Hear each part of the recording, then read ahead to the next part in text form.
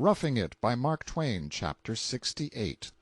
While I was in Honolulu, I witnessed the ceremonious funeral of the King's sister, Her Royal Highness the Princess Victoria.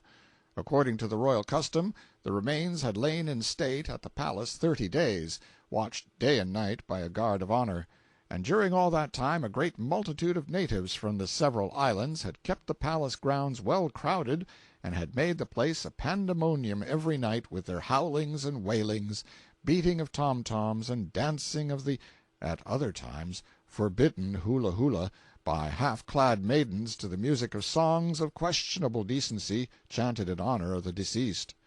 The printed program of the funeral procession interested me at the time, and after what I have just said of Hawaiian grandiloquence in the matter of playing empire, I am persuaded that a perusal of it may interest the reader.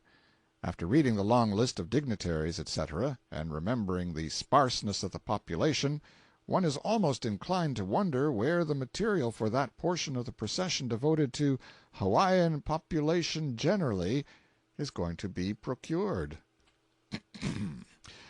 Undertaker, Royal School, Kawaiahao School, Roman Catholic School, Mai School, Honolulu Fire Department, Mechanics Benefit Union, Attending Physicians, Knonohikis, Superintendents of the Crown Lands, Knonohikis of the private lands of His Majesty, Knonohikis of the private lands of Her late Royal Highness, Governor of Oahu and Staff, Hulumanu Military Company, Household Troops, the Prince of Hawaii's own Military Company, the King's Household Servants, servants of Her late Royal Highness, Protestant clergy, the clergy of the Roman Catholic Church, His Lordship Louis Maigret, the Right Reverend Bishop of Arathea, Vicar Apostolic of the Hawaiian Islands, the clergy of the Hawaiian Reformed Catholic Church, His Lordship the Right Reverend Bishop of Honolulu, Her Majesty Queen Emma's carriage, His Majesty's staff, carriage of Her late Royal Highness, carriage of Her Majesty the Queen Dowager, the King's Chancellor, Cabinet Ministers, His Excellency the Minister Resident of the United States, H.B.M.'s Commissioner, H.B.M.'s Acting Commissioner, Judges of Supreme Court, Privy Councilors, Members of Legislative Assembly, Consular Corps, Circuit Judges, Clerks of Government Departments, Members of the Bar, Collector General, Custom House Officers and Officers of the Customs, Marshal and Sheriffs of the different islands, King's Yeomanry, Foreign Residents, Ahahui Kahumanu, Hawaiian population generally, Hawaiian cavalry, police force. I resume my journal at the point where the procession arrived at the Royal Mausoleum. As the procession filed through the gate, the military deployed handsomely to the right and left and formed an avenue through which the long column of mourners passed to the tomb. The coffin was borne through the door of the mausoleum, followed by the King and his chiefs, the great officers of the kingdom, foreign consuls, ambassadors, and distinguished guests, Burlingame and General Van Valkenburg. Several of the kahilis were then fastened to a framework in front of the tomb, there to remain until they decay and fall to pieces, or, forestalling this, until another scion of royalty dies. At this point of the proceedings the multitude set up such a heart-broken wailing as I hope I never hear again. The soldiers fired 3 volleys of musketry, the wailing being previously silenced to permit of the guns being heard. His Highness Prince William, in a showy military uniform, the true prince, this scion of the house overthrown by the present dynasty, he was formerly betrothed to the princess but was not allowed to marry her, stood guard and paced back and forth within the door. The privileged few who followed the coffin into the mausoleum remained some time, but the King soon came out and stood in the door and near one side of it. A stranger could have guessed his rank, although he was so simply and unpretentiously dressed, by the profound deference paid him by all persons in his vicinity, by seeing his high officers receive his quiet orders and suggestions with bowed and uncovered heads, and by observing how careful those persons who came out of the mausoleum were to avoid crowding him, although there was room enough in the doorway for a wagon to pass, for that matter. How respectfully they edged out sideways, scraping their backs against the wall, and always presenting a front view of their persons to his Majesty, and never putting their hats on until they were well out of the royal presence. He was dressed entirely in black, dress coat and silk hat, and looked rather democratic in the midst of the showy uniforms about him. On his breast he wore a large gold star, which was half hidden by the lapel of his coat. He remained at the door a half-hour, and occasionally gave an order to the men who were erecting the kahilis, ranks of long-handled mops made of gaudy feathers, sacred to royalty. They are stuck in the ground around the tomb, and left there. Before the tomb, he had the good taste to make one of them substitute black crape for the ordinary hempen rope he was about to tie one of them to the framework with. Finally he entered his carriage and drove away, and the populace shortly began to drop into his wake. While he was in view, there was but one man who attracted more attention than himself, and that was Harris, the Yankee Prime Minister. This feeble personage had crape enough around his hat to express the grief of an entire nation, and as usual he neglected no opportunity of making himself conspicuous and exciting the admiration of the simple Kanakas. Oh, noble ambition of this modern Richelieu! It is interesting to contrast the funeral ceremonies of the Princess Victoria with those of her noted ancestor, Kamehameha the Conqueror, who died 50 years ago, in 1819, the year before the first missionaries came. On the 8th of May, 1819, at the age of 66, he died, as he had lived, in the faith of his country. It was his misfortune not to have come in contact with men who could have rightly influenced his religious aspirations. Judged by his advantages and compared with the most eminent of his countrymen, he may be justly styled not only great, but good. To this day his memory warms the heart and elevates the national feelings of Hawaiians. They are proud of their old warrior king. They love his name. His deeds form their historical age, and an enthusiasm everywhere prevails, shared even by foreigners who knew his worth, that constitutes the firmest pillar of the throne of his dynasty. In lieu of human victims, the custom of that age, a sacrifice of 300 dogs attended his obsequies, no mean holocaust when their national value and the estimation in which they were held are considered. The bones of Kamehameha, after being kept for a while, were so carefully concealed that all knowledge of their final resting place is now lost. There was a proverb current among the common people that the bones of a cruel king could not be hid. They made fish-hooks and arrows of them, upon which, in using them, they vented their abhorrence of his memory in bitter execrations.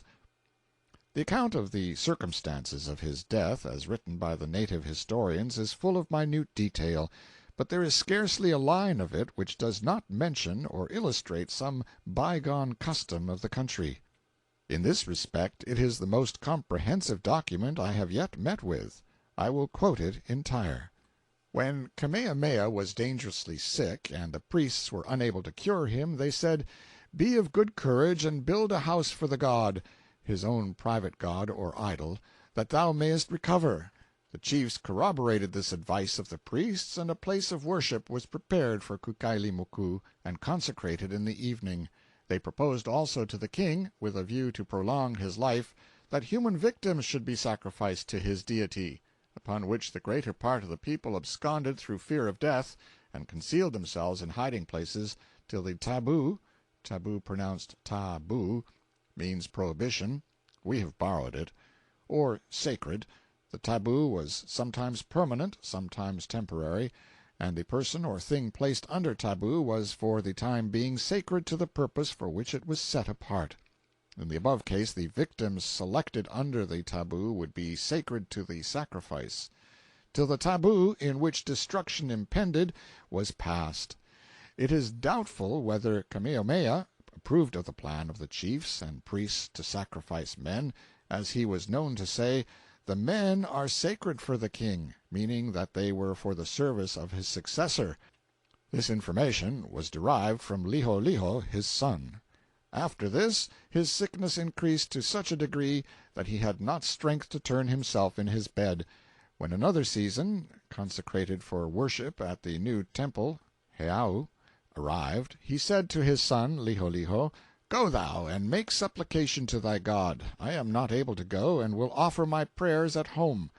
When his devotions to his feathered god, Kukailimoku, were concluded, a certain religiously disposed individual, who had a bird god, suggested to the king that through its influence his sickness might be removed. The name of this god was Pua. Its body was made of a bird, now eaten by the Hawaiians, and called in their language alai. Kamehameha was willing that a trial should be made, and 2 houses were constructed to facilitate the experiment. But while dwelling in them he became so very weak as not to receive food. After lying there 3 days, his wives, children, and chiefs, perceiving that he was very low, returned him to his own house. In the evening he was carried to the eating-house, where he took a little food in his mouth, which he did not swallow, also a cup of water. The chiefs requested him to give them his counsel, but he made no reply, and was carried back to the dwelling-house. But when near midnight, 10 o'clock perhaps, he was carried again to the place to eat, but as before he merely tasted of what was presented to him.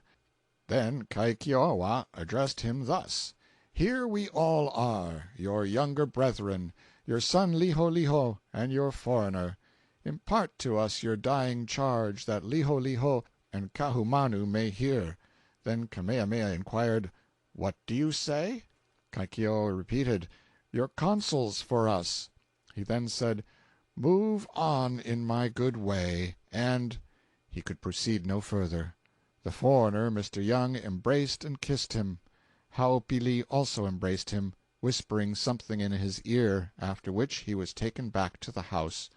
About 12 he was carried once more to the house for eating, into which his head entered, while his body was in the dwelling-house immediately adjoining. It should be remarked that this frequent carrying of a sick chief from one house to another resulted from the tabu system then in force. There were at that time 6 houses, huts, connected with an establishment. One was for worship, one for the men to eat in, an eating-house for the women, a house to sleep in, a house in which to manufacture kapa (native cloth), and one where, at certain intervals, the women might dwell in seclusion. The sick was once more taken to his house, when he expired. This was at 2 o'clock, a circumstance from which Lelehoku derived his name. As he breathed his last, Kalaimoku came to the eating-house to order those in it to go out. There were 2 aged persons thus directed to depart. One went, the other remained on account of love to the king, by whom he had formerly been kindly sustained. The children also were sent away. Then Kalaimoku came to the house, and the chiefs had a consultation. One of them spoke thus: "This is my thought. We will eat him raw." This sounds suspicious, in view of the fact that all Sandwich Island historians, white and black, protest that cannibalism never existed in the islands. However, since they only propose to eat him raw, we won't count that, but it would certainly have been cannibalism if they had cooked him. M.T. Kahumanu, one of the dead king's widows, replied, "Perhaps his body is not at our disposal. That is more properly with his successor. Our part in him, his breath, has departed. His remains will be disposed of by Liholiho." After this conversation the body was taken into the consecrated house for the performance of the proper rites by the priest and the new king. The name of this ceremony is uko, and when the sacred hog was baked the priest offered it to the dead body, and it became a god, the king at the same time repeating the customary prayers. Then the priest, addressing himself to the king and chiefs, said, "I will now make known to you the rules to be observed respecting persons to be sacrificed on the burial of this body. If you obtain 1 man before the corpse is removed, 1 will be sufficient. But after it leaves this house 4 will be required. If delayed until we carry the corpse to the grave, there must be 10. But after it is deposited in the grave, there must be 15. Tomorrow morning there will be a tabu, and if the sacrifice be delayed until that time, 40 men must die." Then the high priest, Hewa Hewa, inquired of the chiefs, "Where shall be the residence of King Liholiho?" They replied, "Where indeed? You of all men ought to know." Then the priest observed, "There are two suitable places. One is Kau, the other is Kohala." The chiefs preferred the latter, as it was more thickly inhabited. The priest added, "These are proper places for the king's residence, but he must not remain in Kona, for it is polluted." This was agreed to. It was now break of day. As he was being carried to the place of burial, the people perceived that their king was dead, and they wailed. When the corpse was removed from the house to the tomb, a distance of one chain, the procession was met by a certain man who was ardently attached to the deceased. He leapt upon the chiefs who were carrying the king's body. He desired to die with him on account of his love. The chiefs drove him away. He persisted in making numerous attempts, which were unavailing. Kalaimoka also had it in his heart to die with him, but was prevented by Hukio. The morning following Kamehameha's death, Liholiho and his train departed for Kohala, according to the suggestions of the priest, to avoid the defilement occasioned by the dead.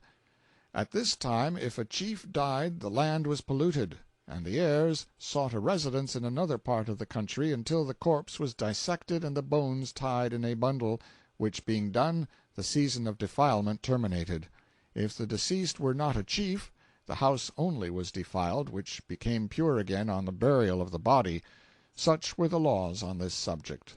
On the morning on which Liholiho sailed in his canoe for Kohala, the chiefs and the people mourned after their manner on occasion of a chief's death, conducting themselves like madmen and like beasts. Their conduct was such as to forbid description. The priests also put into action the sorcery apparatus, that the person who had prayed the king to death might die, for it was not believed that Kamehameha's departure was the effect either of sickness or old age. When the sorcerers set up by their fireplaces sticks with a strip of kapa flying at the top, the chief Keeaumoku, Kaumau's brother, came in a state of intoxication and broke the flagstaff of the sorcerers, from which it was inferred that Kaahumanu and her friends had been instrumental in the king's death. On this account they were subjected to abuse. You have the contrast now, and a strange one it is. This great queen, Kaahumanu, who was subjected to abuse during the frightful orgies that followed the king's death, in accordance with ancient custom, afterward became a devout Christian, and a steadfast and powerful friend of the missionaries. Dogs were, and still are, reared and fattened for food by the natives, hence the reference to their value in one of the above paragraphs. 40 years ago it was the custom in the islands to suspend all law for a certain number of days after the death of a royal personage, and then a saturnalia ensued which one may picture to himself after a fashion, but not in the full horror of the reality.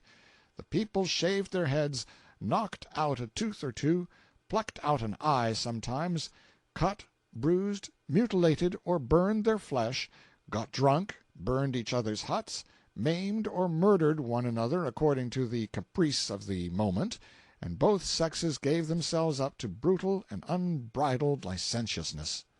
And, after it all, came a torpor from which the nation slowly emerged, bewildered and dazed, as if from a hideous half-remembered nightmare. They were not the salt of the earth, those gentle children of the sun. The natives still keep up an old custom of theirs which cannot be comforting to an invalid. When they think a sick friend is going to die, a couple of dozen neighbors surround his hut and keep up a deafening wailing night and day till he either dies or gets well. No doubt this arrangement has helped many a subject to a shroud before his appointed time. They surround a hut and wail in the same heart-broken way when its occupant returns from a journey. This is their dismal idea of a welcome. A very little of it would go a great way with most of us. End of chapter 68.